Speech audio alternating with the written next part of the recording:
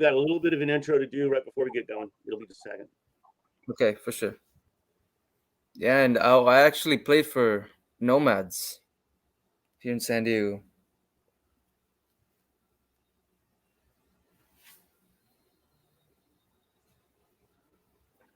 Hi, this is Greg Study on Soccer. I am here with Texas Outlaws defender Andy Reyes. Thank you so much, Andy, for joining me today. No, thank you for having me and thank you for inviting me. I'm Andy, happy to be here. yeah, thank you. So, Say it again. Andy, one of the things about you what's that? No, you were cutting off. No, So, but it's Andy, good now. oh, I'm sorry. So, one of the things about you, Andy, that is interesting is I was looking through your bio, and you're listed with the Texas Outlaws as a defender, and that sort of surprised me because your play and the way you play, I figured I was going to naturally just refer to you as a midfielder, and I don't know if that's something that you want to refer to or talk about, but I was just a little shocked when I read that Andy Reyes was a defender for the Outlaws because I look at you and I think of a midfield style player. No, yeah, I'm actually a midfielder. I really don't know where the defender came out of, but I mean, I can do it both. Doesn't really matter to me. And they end up putting me midfield sometimes, sometimes in the back. It's all good. Right, gotcha. Yeah, So, yeah, no. so you're a San Diego native. You grew up in the San Diego area. I guess you still live down in National City. What part of the town of San Diego community did you grow up? I actually, I was in by Logan, Barrio Logan area. Yeah. Um, I actually, funny story, last season with the Soccers, we had an event for players to go help out with, and they sent us to a school that I grew up playing in that field. Oh wow. Oh, Yeah, that's and very cool. no, yeah, it's really nice to see because of all the change. Back when I was playing, it was probably like a little bit patches of dirt and grass, and now it's a really nice turf field. Like it looks really great. So that was actually to your to the campus that you went to school at. I didn't go to that school, but every weekend I was playing in that Oh, field. I see. Okay, well, that's Yeah. very cool. Yeah, I Yeah. mean, the Barrio Logan community is a pretty tight knit community. I know that the people down there that live in that community are pretty. Um, I don't know what the right word is. They love their community. They love Barrio Logan is really their home, and there's a lot of history there. A lot of families have lived there for a lot of generations. Yeah, no, I actually have family that lives in the area, and they've been there for too many years. Yeah, yeah. So, before you started going to university, when did you start playing soccer? Were you playing soccer as a little kid? I was playing soccer since I could walk, man. 5, 6 years old. I remember I started playing in a YMCA, and I was always interested in soccer. If I wasn't playing it, I was watching it. I knew all the scores when everybody would ask me, "Hey, what was the score to this game?" I knew everything about it. It was soccer or soccer, nothing else. That's nice. Uh, That's yeah, really cool. yeah. Did soccer have anything to do with getting into college, choosing the college you went to? I know you went to Taft College and then on to Cal State University, San Bernardino. And I know that you were playing soccer during that time. Choosing those schools, did it have anything to do with their soccer programs? Oh, 100%. I wouldn't have kept that path if it wasn't for soccer. I passed my classes just to play soccer. Like it was soccer all the way for me. Um, Taft is a community college, but so growing up, first of all, I have to mention that I played for Nomads Soccer, the academy, Oh wow, and okay. yeah. So my last season with Nomads, there was a guy, Sergio Ortiz. He introduced me to Taft. He used to go to Taft, but he was from San Diego. He told me, "Hey, this is a really good coach, really good program. It's probably the worst place you want to be at. It's like a small little school. It's like a little desert, but it's gonna be good for soccer, and you can finish school fast." And literally, that's what I did. 2 years community college. I was able to transfer, and that's where I met Charlie. Oh, really? That's where you met Charlie? Yes. Wow. Yes. Wow. So you're saying that Charlie Gonzalez was at school at Taft with you? Yes. Yes. Me and Charlie were there. Since then, we've played together, and that's 10 plus years. Wow. I had no Yes. idea. That is very cool.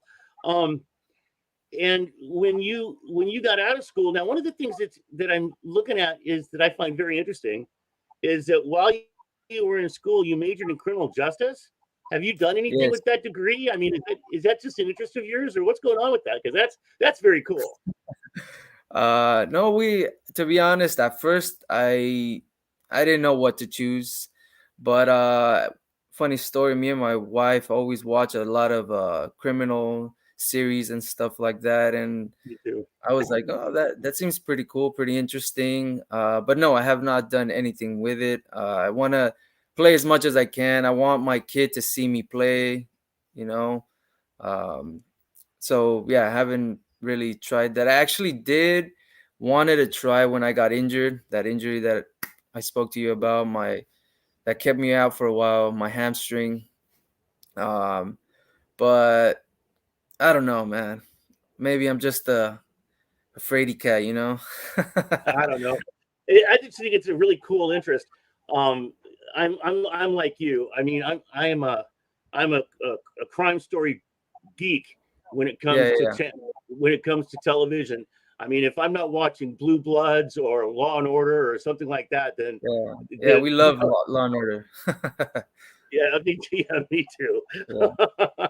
I binge watch that all the time, and it's really cool because they have 4,000 episodes.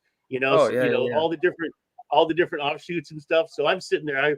I'll just turn that on and let that play out. Yeah, I'll yeah, do I'll do something else along the side, but I've always got that on TV. yeah, yeah, yeah. Um, Same here. yeah, I've always got it on TV. So you played with the Nomads and Oh, you yes. go to college. Now, when you're in school, was there any coaches along the way before you got into the professional ranks? Was there any coaches that are still people that you remember that really made an impact, or other than say Charlie? I mean, that's sure an impact relationship, but Yeah. anyone else that stands out in your younger life that you remember and really thank for how they guided you through the profession? Well, okay. Well, to start, I want to thank obviously the Nomads Academy, the Derek Armstrong, Wow, yeah, yeah, that family. They really took that's me into the Nomads program and really helped me develop the player I am. Um, but the one person that really changed my mentality towards soccer was that Taft College coach, Angelo Catrona. wow, Um, he just really changed the way Charlie and I really see soccer. wow, very Uh, cool. yeah, and Jose, So Charlie's now that brother.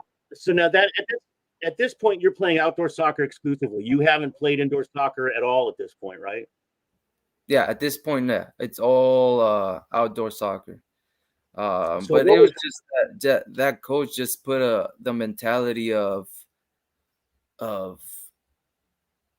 I'm here to win, and if I lose, I'm fighting. You know what I mean? right? Right.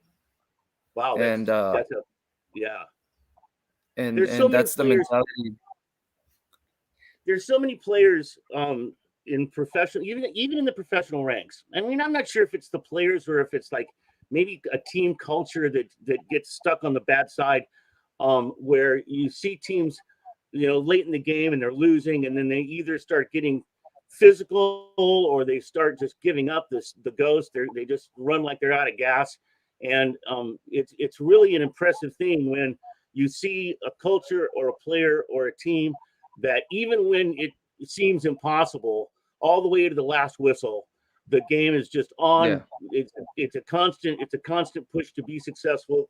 Keep going forward, and I'm sure that comes from more than just the immediate team and the immediate culture that the player is in, but also from how they grew up and how they were coached prior to Yes. that. Yeah. I really agree with that.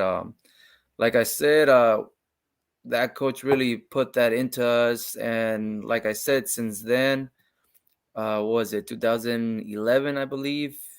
Charlie and his brothers, we've been playing outdoor tournaments, indoor tournaments after that, and we really stuck together. To this day, actually, we might go actually play a tournament this weekend. Oh, that very cool. So, Yeah. and that's so you're currently in National City, right? That's a Yes. for people that don't know, National City is a southern suburb, I guess you could call it. I mean, it's an independent city outside of San Diego. Yes. It's but it's not actually in the city of San Diego, but it is in San Diego County, and it's south of San Diego, between the Mexican border and the city of San Diego. So, Correct. it's not unlikely that people living in National City might travel south of the border for things like a soccer tournament. Believe it or not, here in San Diego, I'm always playing. When I play, it's, believe it or not, the same people, the Rojos, the Christian Gutierrez, I see them almost weekly here. If it's not me going to TJ, it's them coming to San Diego to play. How fun! That's really Yeah, cool that you have that kind of relationship going on. Um, yeah. and I guess so. So let's move forward a little bit. So when was the first time that you actually played indoor soccer in a controlled environment? So there was one time I was still in San Bernardino, Cal State San Bernardino, and I have a friend here in San Diego who's actually trying out, I believe, or on kind of borderline on the team with San Diego Sockers, and there was gonna be a friendly match in Arizona, and they told him to invite players, and he invited me to. I knew him for a while. He knew that I can play, and they sent us over there. We had one sub, and we lost by 1 goal. Huh. And yeah, it was for indoor to have one sub. It's one sub for all the lines: defense, midfield, and forward. And we Wow. lost by 1 goal. I thought we did pretty well. It was our really first time really playing together. I didn't know many of the guys, Right. and I thought we did Wow. a pretty okay job. What did you think? But yeah, that was the first time organized indoor. Yes. What did you think of the game? I mean, when you after it was all said and done, I mean, did you feel like it fit your style of play? Was it something that was like, oh my goodness, what the heck was that? I never want to do it again. I mean, what kind of a response did you have about it? To be honest, I kind of grew up here in San Diego. They're actually in Barrio Logan. There's an indoor field, so there Okay. it's not the same. It's not the same. I'm gonna clarify that it's not the same when we play it to when it's organized, like San Diego Soccer's, like MESL type style. But Right. um, Right. but I feel like I was able to adapt fast because I used to play it often. You know what I mean? Gotcha. Well, yeah. Gotcha. So was your first actual contract playing in the Major Arena Soccer League when you signed with the Ontario Fury? Yes. I was in San Bernardino, but Charlie finished like half a semester early, so he was there already the half of that semester, and told the coaches about me and his brother, and Interesting. we came out to try out, and they liked us, and it's history after that. Well, now the first time you and I actually met, um, the Ontario Fury had recently signed Jermaine Jones, and they were doing a press conference up in Ontario, and I traveled up from San Diego to go to attend the press conference, and that's Yeah. when that press conference that afternoon was the first time that you and I actually met. We got to speak for a little bit, talk a little bit. And I don't know, I really don't know why. I can't put my finger on it, Andy, but there's something about you, your style of play, something about you that's always had my attention. I mean, it's like I like this guy, I like this guy. I like the way he plays. I like his energy. I like his level of play. I like the style of play. And so I kind of gravitated that particular day. I kind of gravitated over to make sure that I met you more so than with very many of the other players on the Fury at that time. Of course, I was up there to talk to Jermaine Jones. Since then, you and I have spoken a few times. Yeah, right. I mean, so let's Yeah. before I go any further, let's talk a little bit about that impact. What kind of an impact did Jermaine Jones bring to that team? No, well, obviously he's a world class player. He played a World Cup. I remember watching him play, watching the World Cup, and then he's playing. He's scoring a goal. I believe it was Portugal, that famous goal in the World Cup. Right. And then to hear that he's coming to us, and I just took it as a learning experience. Like what Interesting. is Right. his habits? What does he do? You know what I mean? But no, we were happy to have him. He scored a bunch of goals for Fury, actually. Yeah, he But was an impact. He was an impact oh player. yeah, yeah, he has a strike. Yeah, no kidding about it. He also has an energy level that is pretty high up there. I mean, he's big, he's strong, he's active, he's skilled, and Yeah, yeah. and I mean all those things. Speaking about that, a little bit, sort of going off on a little bit of a different run. You're not a big guy. How do you Not at all. play? I mean, it's fun. It's fun about soccer because it's not one of those sports where you have, like basketball. You've got to be a particular kind of build and person, size. Um, Yeah, yeah, the same is true with football and a lot of positions in football, American football. But in soccer, you've got some big boys, you've got some not so big boys playing on the same field side by side, taking each other on. How do yeah. you what do you have any like little tricks when you have to compete against somebody like Frank Tayu or Nick Pereira or some of these big guys out there? Is there anything you use your size to your advantage when you're playing these guys? Well, like I said, that coach in Taft College really kind of made us like you're not afraid of anybody. You know what I mean? Right. Um, Nice. but what I really focused on was, for example, there was a that coach was trying to get me to a D1 school, right? And I heard the whole phone call. He's telling him, "Hey, Andy's the best player I have right now." And the guy told him, I already have a 5'4" guy. If I'm winning 1-0 and the other team is hitting long balls how is Andy gonna help me there? Or vice versa. We're winning and we're just sending long balls to the top of the box or inside the box. How's he gonna help us there? Right. And that really got me thinking. I'm like, okay, my size is really gonna get me overlooked in a lot of places. So I have to be better at other things. And what I really focused on was being probably the fittest person out there and being really physical for my size. Um, Right. and I'm really handsy when I play. I'm pulling, pushing, pulling, pushing, pulling, just making you uncomfortable. You know what I mean? Right. Right. Um, I have heard a bunch of people that at practice don't really like me defending them because I'm pulling them, pushing them. And that school actually, and that school, Taft, actually, they always remind me that they want me to buy them bibs because I ripped a lot of them.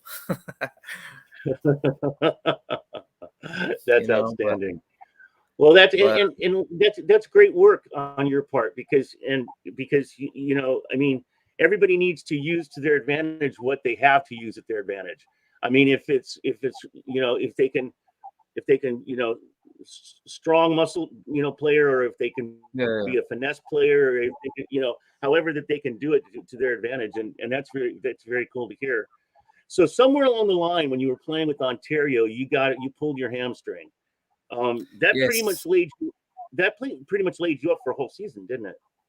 yes. That injury took me out, and um, well, prior to that, I had an injury. I think it was like a sports hernia type of thing, and that one kept me out too. So then I came back for that hamstring one, and then I'm like, just can't get a break, And Wow. yeah, after that hamstring injury, I've actually, because in the off season there's a lot of tournaments, a lot of soccer here in San Diego, and I decided to kind of just, you know what, I'm gonna take care of my body, try to work out more instead of playing more. Because like I said, I always try to be in shape, and I didn't really let my body rest. You know what I mean? And comes with age, man. Tell You me think about you're it. invincible. You think you're invincible until you keep getting knocked down. Yeah.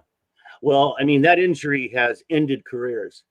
Yeah. There have been guys. Yeah, I mean, seriously, there have been guys. And I remember talking to you. I was up in Ontario, and you had your thigh was all strapped and everything. And in fact, I think I actually had you on for an interview while you were during that injury Yes. period.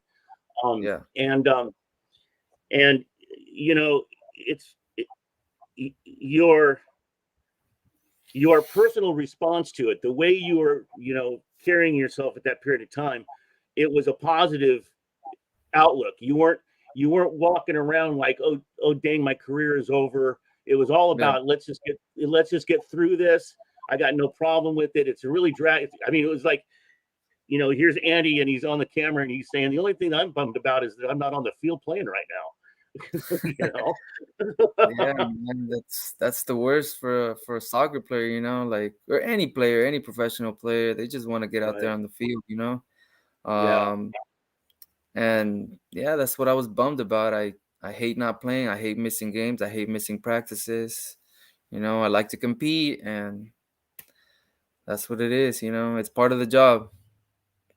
So you have a wife and one son.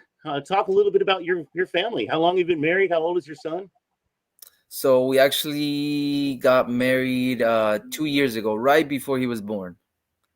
Right Okay. before he was born. He's gonna be 2 in December.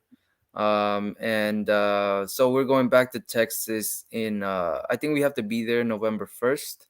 So Okay. yeah, we're planning a little party here before we leave, before his birthday. So, What with all what my day family, her what family.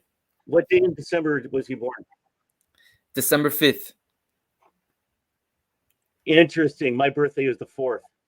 Oof, I was close, born. huh? I was born. Yeah, I was born on December 4th. Oh, Um. nice. So yeah, that's pretty interesting.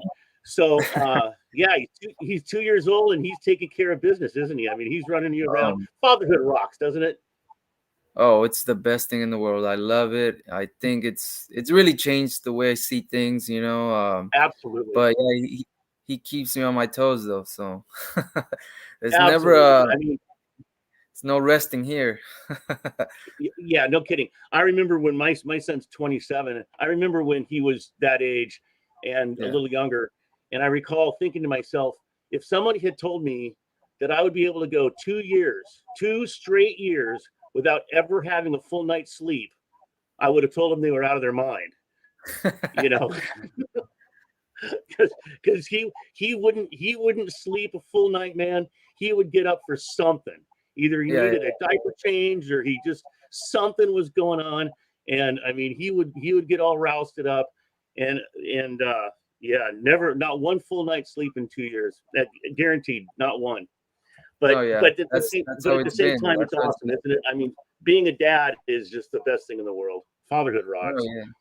No, yeah, it's exactly how you're saying it. That's what's happening right now. He wakes up 5 in the morning, 4 in the morning, wanting a bottle, but we're like, no, not yet. you Right. know. That's right. And but no, in the morning when he actually does wake up, it's the best feeling. Like, hey, Dad, wake up, let's go play. That's the funniest part.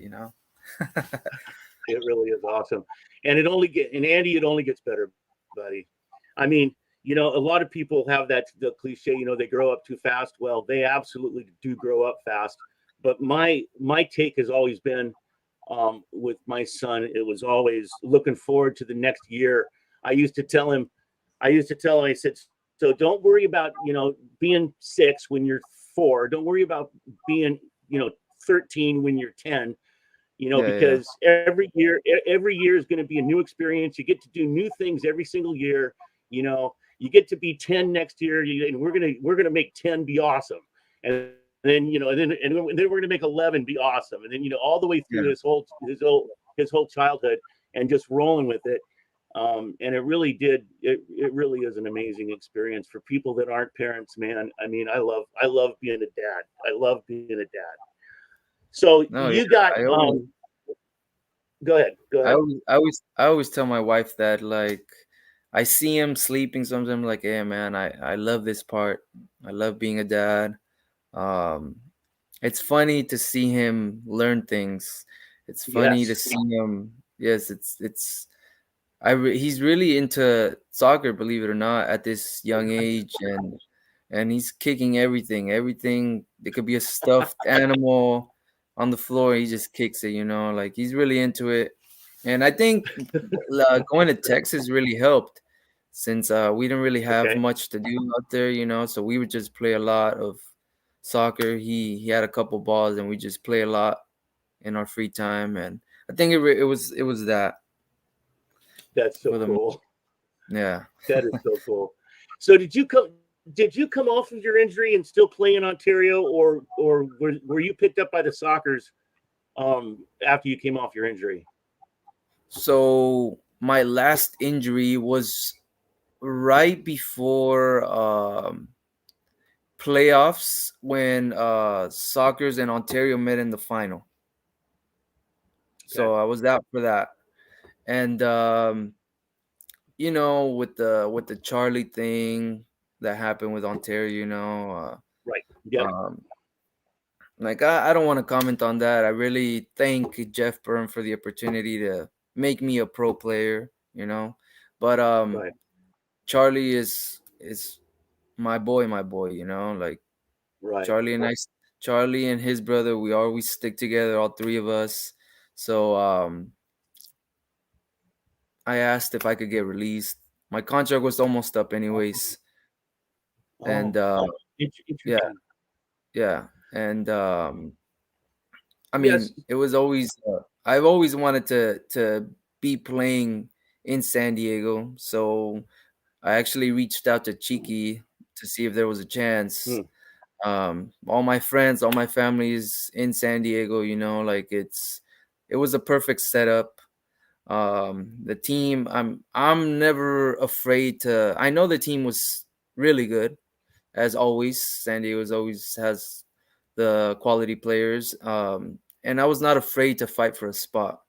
You know what I mean? Like I still think I could have played a couple games last season, but I mean it's not up for me to decide. And we got a championship, so it was Nice. worth coming. That's right. It was worth coming here. But Nice. no, after that championship, like I just think back. I thank soccer's organization for taking me in too as well. But I want to play. I want to play, and that's the competitive nature in me. I want to play. I don't want to just ride the wave and win a championship. Like I still have uh, good mileage left, and I want to play while I can. You know what I mean? Right. Absolutely. I mean, so you end up getting picked up by the then Mesquite Outlaws, now Texas Mosquito. Outlaws. Yes. Who reached out to you? How did that happen? Did they reach out to you? Did you contact them? How did that connection happen? So I'm gonna kind of mix. Hope you can stay with me. Sure. So Jose, Charlie's brother, he Okay. went back. He came to soccer's with us, but it was too much of a drive for him, so he ended up staying back with Ontario. Okay. And that season, when Charlie and I came to San Diego, I don't know if you remember Aguirre. He left to Ontario Oh, yeah, from of soccer. course. Yeah. Yes, and they bonded. They had a good friendship, and that season, when last season he was in Outlaws. He was with Mesquite, Right. and he told Jose, "Hey, would you want to come play out here?"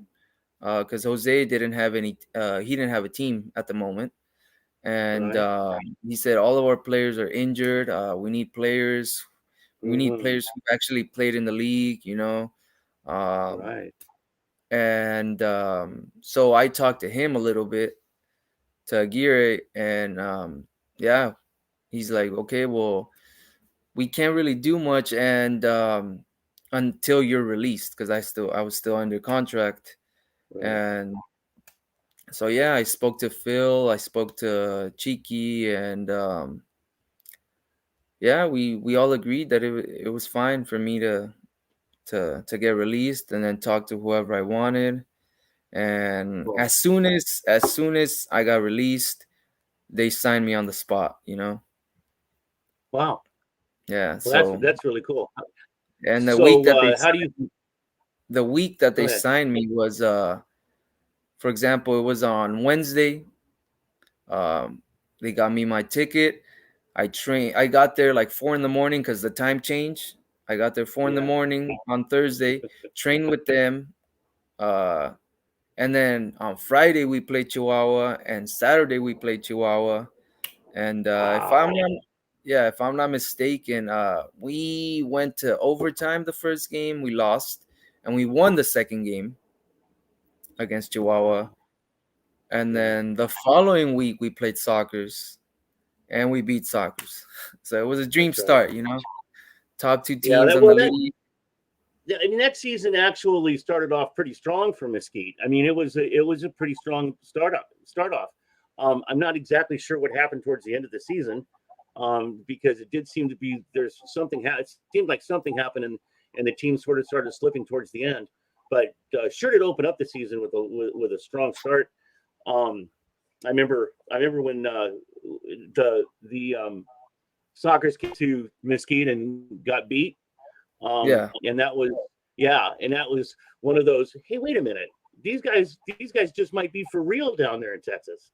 yeah, That yeah. that was that was pretty cool. So you and your teammates in with the Outlaws, um, how do you get along with the coaching staff? How do you get along with players? How does the chemistry work with the team? No, honestly, they took me in with open arms. Everybody was friendly towards me. They were, um, uh, Tattoo, Sagu, and Nick. They're kind of legends. They're legends of the game of indoor. And it was really interesting how Sure. they have a different system. They have I've never even seen of that system that they played, so it was a little confusing at first. But they were patient. They were patient with me. They told me, just play. Don't worry about the runs that we're doing. You just play and be confident. Do your thing. And that really motivated me a little bit. Like, they're not gonna just ground on me. Because I don't know the plays yet. Like, they just do Right. what you can. You're gonna learn as you go. And I feel like, honestly, we have a talented group out there, and they're young. You know what I mean? Right. With the Right. Mendes, Definitely. Morales, Ortiz, young Right. guys who are already playing at high levels. Like, I think they're all in the futsal national team. Um, Right. but I think we got a good thing going over there. The knowledge that those three coaches have, it's gonna be good.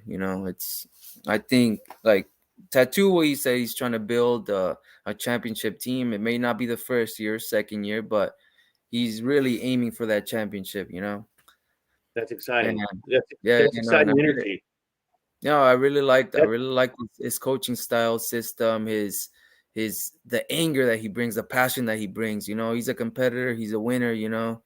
And I love to see that. Love to see that. Yeah, he's been that ever since he was playing on the field himself. He's Yeah, always yeah. had that strong energy, very very passionate player, very passionate man all the way along. Um, I wanted to take a little bit of a road trip here. I saw you up at the Kings Cup. Talk a little bit just about that tournament, the experience you had there, what you thought of it. Just give it a couple of minutes of conversation about that tournament. No, the Kings Cup, man, it was a really organized tournament. Uh, really, really organized. I really liked it was on time, like everything get off the field. There was a lot of staff working it too, and I mean, hats off to Tayu who made it happen with sponsors, with the venue, with all the help that he had. Like it was really on a roll. Like I played tournaments where, dude, it's you get tired of waiting because it's not on time or something happens that it's. And I think that was like the best thing out there. Like it was really organized. uh, Obviously, uh, the facility is really a key point there. It's top-notch facility over there at the YMCA.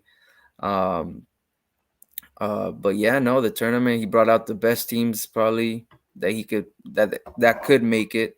Really competitive atmosphere, and everybody who's something in indoor was there that weekend. Yeah, I was really impressed with how many people showed up. How many people from not just MASL players, but a lot of Yeah, MASL players were there, and putting leaving it all on the field. It was really fun. yeah, I think one of the things that was important about how the organization of that worked, and how, like you're saying, you end up waiting around for so long, being that the individual games were as short as they were in time. yeah, So you really had to perform. You guys really had to perform in order to make it work, to get the scores, get the goals, to yeah, to make so you could advance and whatever through the tournament. I think was really important, and it allowed the process to move really fast. The games, the time of the games. I thought at first going in, when I first looked at that, I thought, man, I don't know, that's an awfully short game. But yeah, yeah. but as it turned out, it worked out really really well. I had a great time up there, seeing all the different guys from all the different teams from around the country coming together. It was Mm. really, I thought it was an outstanding tournament.